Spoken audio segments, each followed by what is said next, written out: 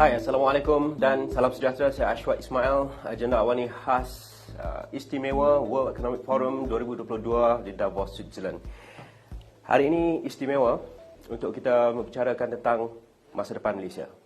Persoalan besar yang sering kita tanya kepada diri kita sendiri. Di mana Malaysia di atas peta dunia? Sama ada peta ekonomi digital, peta sosial maupun peta benda baru seperti blockchain dan juga NFT contohnya. Tetapi kita harus melihat dalam konteks yang lebih mikro untuk kita melangkah jauh ke depan. Bersama dengan agenda awal ini pada malam ini di Davos, Switzerland ini, pengerusi eksekutif kumpulan syarikat QI, Dato Sri Vijay Eswaran. Terima kasih Dato Sri, setiap tahun kita jumpa di Davos ini. Kali ini mungkin berbeza. Situasinya berbeza. Ini yang menariknya mengenai suara Malaysia di pentas antarabangsa. Datuk Sri sentiasa melontarkan pandangan. Tetapi kita melihat ke dalam pula. Dari kacamata luar. Where are we, sir? Di mana kita sekarang, Datuk Sri? So, dunia kita ni sekarang sudah berbeza juga. We are right now at the tail end of the pandemic. Pandemik ialah satu perkara yang akan menjadi sejarah. Tetapi the thing that we have to look forward ialah bahawa the new reset, artinya apa yang akan menjadi normal kepada tempoh depan ni akan sangat berbeza daripada yang dulu. So the question is, are we ready? So, masalahnya ialah bahawa pada waktu ini, kita semua ini it's like on the edge of a cliff. Yeah. So, ada banyak orang yang tanya saya ataupun berhubung dengan saya yang takut tentang masa depan Malaysia. Memang kita tidak mahu menjadi macam Sri Lanka. And harusnya kita mesti elakkan itu. Tapi bolehkah kita ikut jalan itu juga? I feel yes. We are at risk. Very much so. Kita berdepan dengan risiko besar. So, masalahnya ialah di pendapat semua leader di Sri Lanka itu ialah that there is always going to be something coming out of the basket. So the long-term planning was never there. It was all short-term gains, short-term planning, and this is something that we have to be worried about. Our long-term planning, we used to have 5-year economic plans, and 5-year economic plans were basis for a 25-year plan. Today, we don't even know what we will stand in 5 years. Right. And we are a youthful population. Kebanyakan warga negara Malaysia sekarang muda. And their future is right ahead of them. Are we now preparing their future? How did Malaysia become the powerhouse that it was in the 70s, 80s, 90s? It was considered as one of the tigers of Asia, one of the dragons of Asia. And we were among the fastest growing economies. We haven't completely fallen off the bandwagon. Memang sekarang pun kita dalam 4% macam itu. Tetapi, we have fallen far more than we should have. Masalahnya ialah bahawa we have forgotten our roots. The roots that made Malaysia so strong, if you look back, it's been our melting pot. Right. And if you look at all of the 10 ASEAN countries, for example, I came here to speak on ASEAN. We are the most diverse then. Yeah. Exactly. We are technically the most diverse. Yeah. Every other ASEAN country is almost ethnically up to 80-85% belonging to one particular, background, race. We have a very even spread, especially when you take into account East Malaysia as well. Yeah. So, and we are also geographically unique because we are situated on, the Asian continent, all right? Yeah. That is landmass wise, and at the same time we are part of the archipelago of islands. Sama-sama. So in ASEAN there is a divide between North and South. Yeah. North is very strategically on the continent. Burma, Laos, Cambodia, Vietnam, Thailand. And that is also they're connected culturally, linguistically, and so on. The South, Indonesia, Philippines, Malaysia, which is in between, Brunei, and Singapore. Now, these are all connected by the fact that we are belonging to that similar Nusantara group. ASEAN brings these two groups together, and the only country that is the real bridge between the two groups, Malaysia. In fact, to prove the point, our first Prime Minister, Tunku Abdul Rahman, was himself, capable of speaking Thai. And, the first ASEAN movement was brought together by Malaysia and Thailand coming together. ASEAN is our future. If we look at Malaysia as our end destination, we have a very limited future. Okay. At 30 million people, we are a drop in the bucket. Tetapi 650 million people in ASEAN, with Indonesia, with the Philippines at 100 million, Vietnam 100 million, we have a massive population, one of the fastest growing GDPs in the world. And, we are fully capable of being a powerhouse in our own right. But we need to recognize that Malaysia needs to open up and be the center of ASEAN.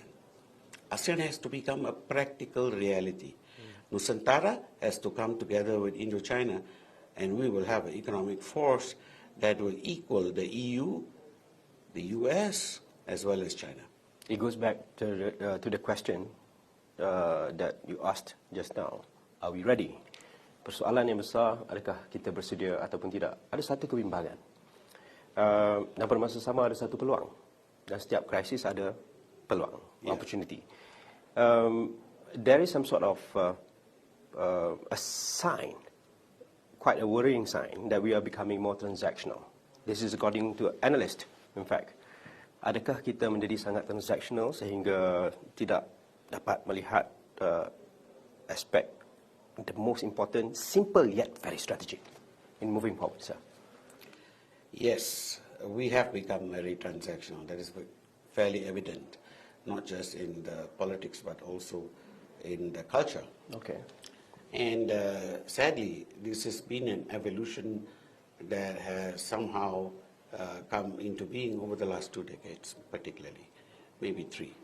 Prior to that, if you take a look at our sports, for example, a classic example, right? Our Malaysian football team of the 80s, the Mokhtar Hari of the world, Santot Singh, James Wong, James Wong, Sok Chin An, Syukur Saleh, they were magic.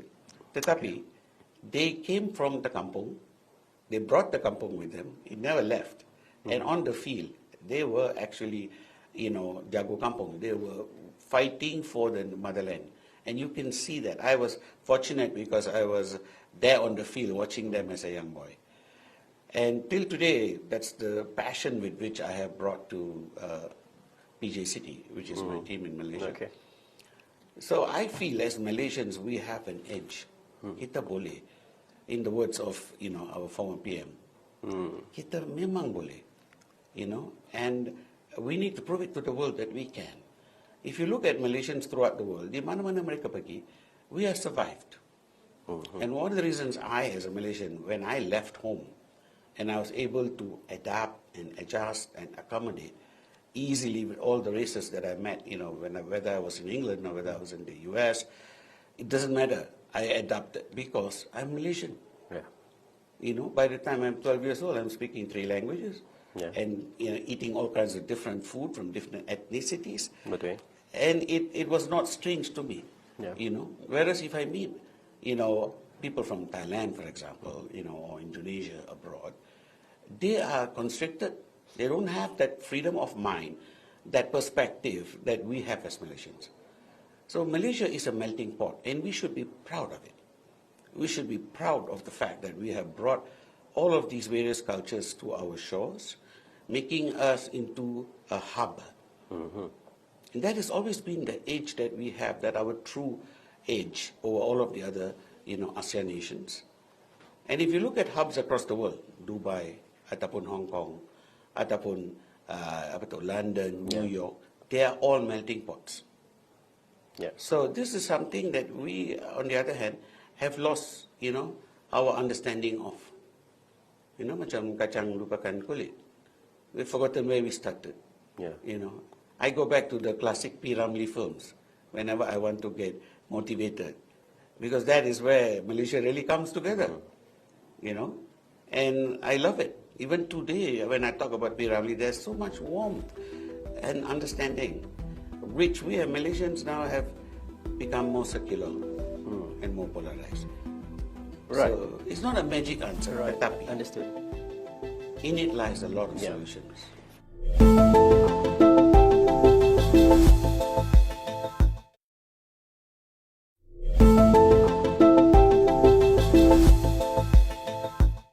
Saya baru balik dari Washington DC. Yeah. And yalah, macam-macam orang kita jumpa strategically. And this is the best part, Datuk Seri.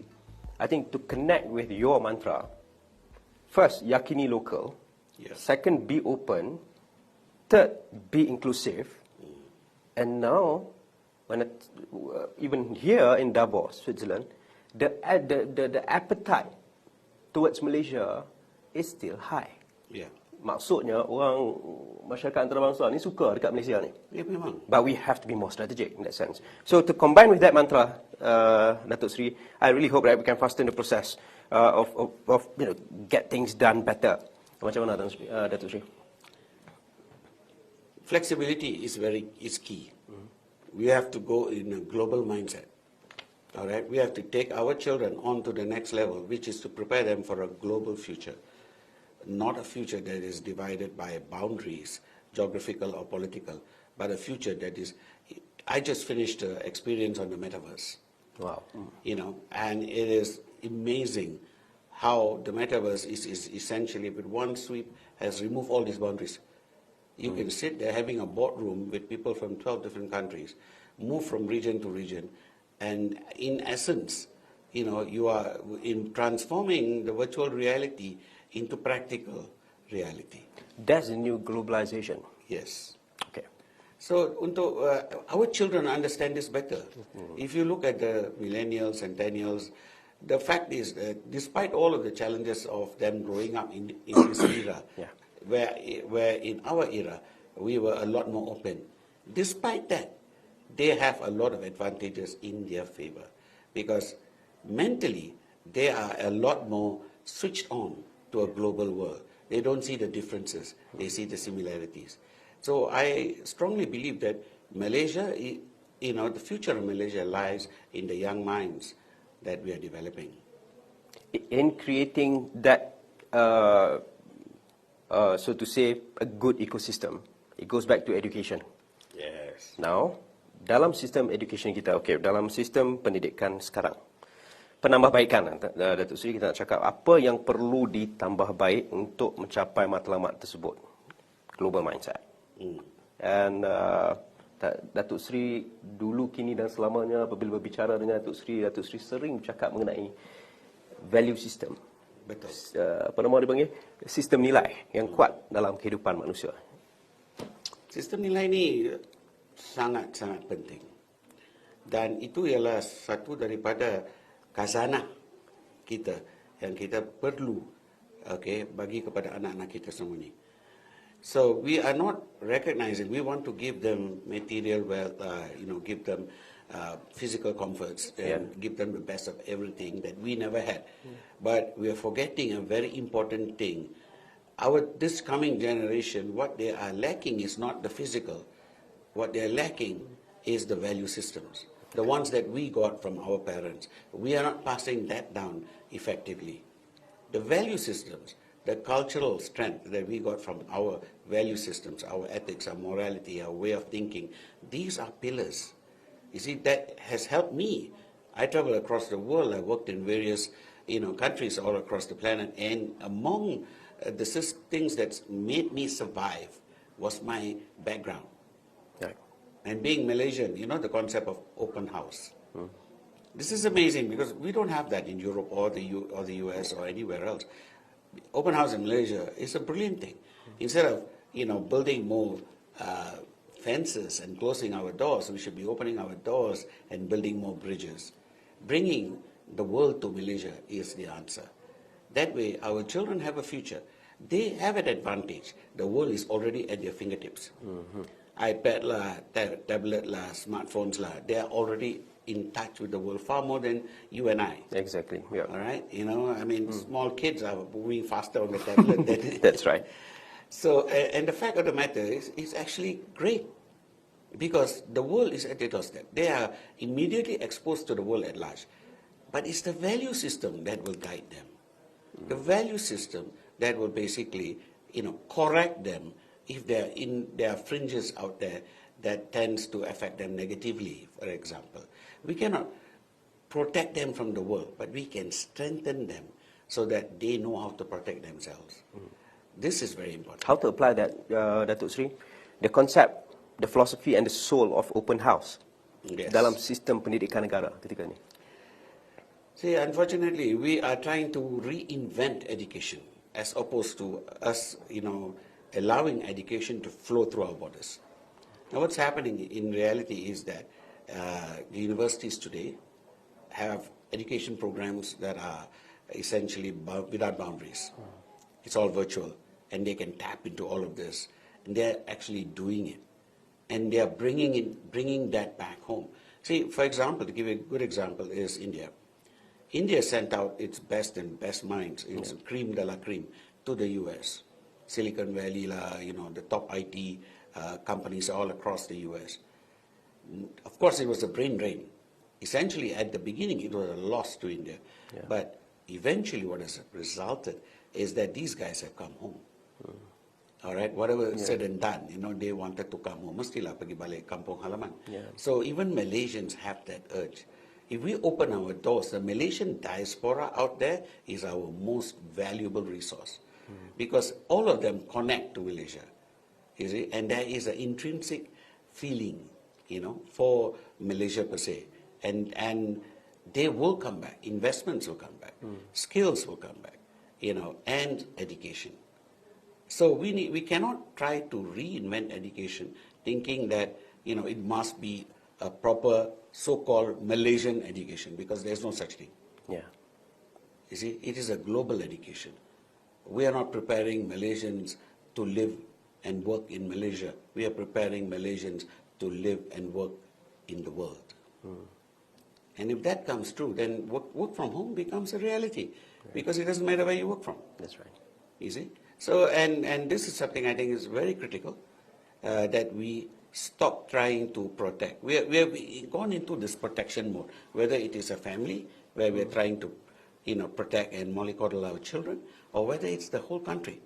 We're trying to put up borders and say, okay, Malaysians must think in this fashion. You can't do that. And you can see classically how countries have failed in that regard. There's so many countries that have tried to do that. Open the doors to the world. Let the wind flow in from every corner of the planet. But keep our feet strongly in Tanah Air. That is our answer.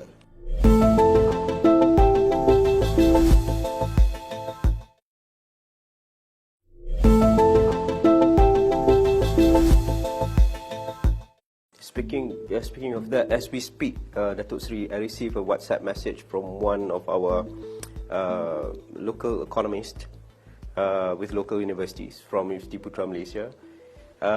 He has gotten a job. I think he'll be the first Malaysian akan berkhidmat untuk kerajaan UAE dan berpangkalan di Dubai. In September akan memulakan tugasnya. He used to advise even government. I cannot say his name, but I think this is one of the best things that happened to Malaysia. Absolutely. Persoalannya, adakah ekosistem kita cukup kuat ataupun cukup baik untuk memanfaatkan talent-talent yang ada ni? We cannot go back to reinvent the wheel. Okay, so we have to create new ecosystem. That's what I'm trying to say. Exactly. So, but I'll tell you, we had the basis of a great system. You and I grew up in that system. And that system, perhaps we should go back to evaluate what is it that we have lost and bring that back. Because there's a lot of strength in the way we were brought up. And I think a lot of strength that could be passed on to our children. No, it goes back to leadership. Yes. Cakap tentang leadership, saya tidak boleh lari daripada menyentuh sedikit perkembangan dalam negara. Yes. Sebab dia juga berlaku di peringkat global, iaitu the distrust, krisis keyakinan, terutamanya anak-anak muda, masyarakat secara keseluruhannya, and the least trusted jobs in Malaysia, in the world, is politicians. Yes. Dalam arti kata lain, dari perspektif seorang tokoh perniagaan yang wave Malaysian flag, yang mengibarkan jalur gemilang di pentas antarabangsa, what is your advice to them? To all politicians across all? I mean, silakan. Well, the simplest way to put this is to say to them that it is, I think the best politicians are the simplest. You know, they were the people, if you take a look at our politicians who brought this, who made Malaysia possible, who basically came, they had very simple backgrounds. And today, our politicians have evolved to very sophisticated levels, complicated levels. Politics today has become very complicated. So I have always believed that, you know, honesty. 1 + 1 is 4. Exactly. Honesty works, in my opinion. Honesty works very well. And sometimes it's very important to be vulnerable as a politician and say, you know, I'm just orang kampung. Let's work together, you know, to get things done. Because I don't have all the answers. And that's a great way to start, you see. Our politicians tend to follow a different philosophy. They know what is right. Yeah. But, you know, what is right and being righteous are two different things. You see, so actually we all go through life making decisions that are wrong, essentially, and then improving it, and eventually making your decisions right. It's a process. And that's what Malaysia needs. Malaysia must be not afraid of making mistakes and moving forward, but making sure that the Malaysia survives. Because that's our future, coming together. Terima kasih Datuk Seri di atas wisdom, kebijaksanaan dan juga nasihat kepada, saya rasa, merentas semua bidang, semua sektor, anak-anak muda dan masyarakat secara keseluruhannya. How I wish I have more time with you, sir. Tetapi itulah masa yang kita ada. Pendek dan amat bermakna. Kita carry Malaysia, kita wave Malaysian flag, kita kibarkan jalur gemilang untuk kita memastikan Malaysia diletakkan di atas peta dunia dengan lebih jelas dan nyata. Dia tidaklah antara nampak tak nampak, tapi kita bagi nampak terang di atas peta tersebut. Terima kasih Datuk Seri, thank you very much for your time, and we wish you all the best. Dan terima kasih kepada anda sentiasa menonton dan mengikuti perkembangan kami dari Davos, Switzerland ini, World Economic Forum 2022. Saya Eswaran Ismail. Kita jumpa lagi. Assalamualaikum dan